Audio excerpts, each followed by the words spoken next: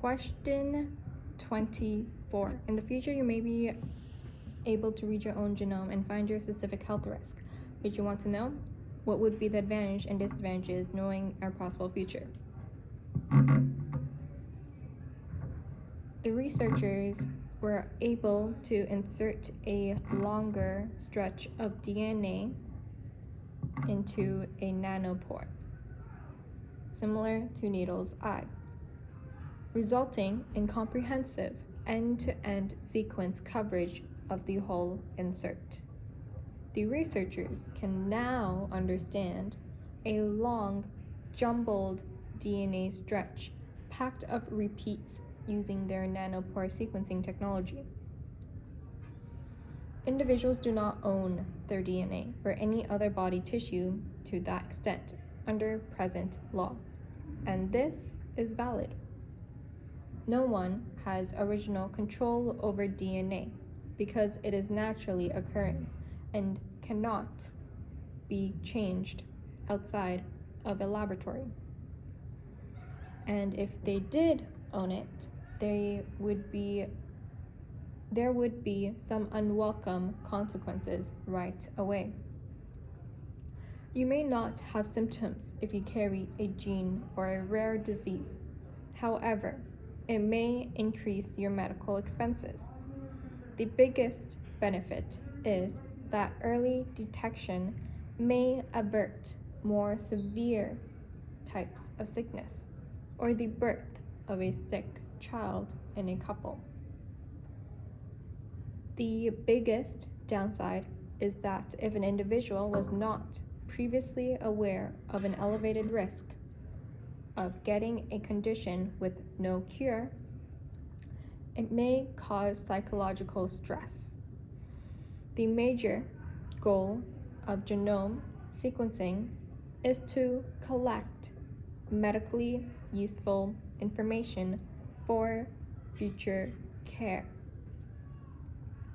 Even in asymptomatic patients, genomic sequencing can offer information on genetic variations that potentially cause disease or increase the risk of disease development. The majority of doctors aren't taught how to elevate genomic data. It's possible that a person's DNA contains information that they do not want to know. For example, a patient's genome is sequenced to find the most effective treatment.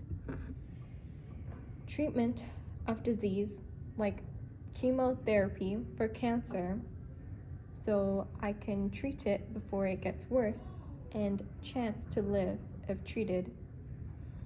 Changing behavior and lifestyle for a lower risk of getting the disease or worsening it. So these are the positive impacts of knowing, and I think I would rather know. But then the cons or the disadvantage is cost, because it can be quite expensive with being a little over $1,000. Ethics, it could be used against you and privacy concerns may develop. Stress, because you may be unable to live life peacefully like you used to prior knowing. Okay, question 25. You are a researcher who wishes to isolate and remove a gene from a human chromosome and incorporate it into plasmid vector.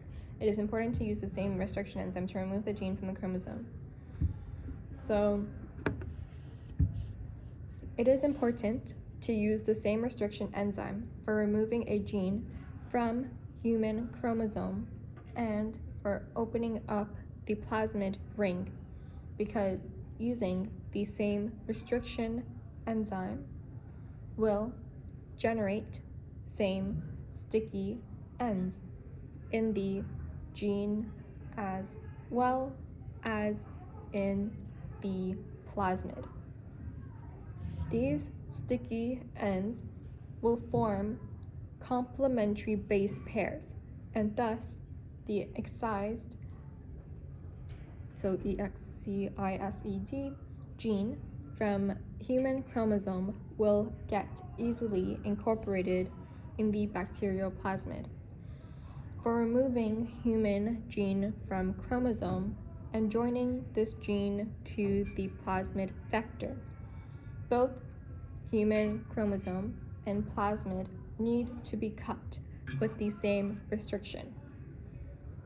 Endonuclease, which will produce same sticky cut end of the gene and plasmid. So the ligase enzyme can join two end of gene and the plasmid. If you cut these two with separate restriction enzymes, it will produce different sticky ends, which cannot be joined by the ligase enzyme to transfer to the plasmid ring.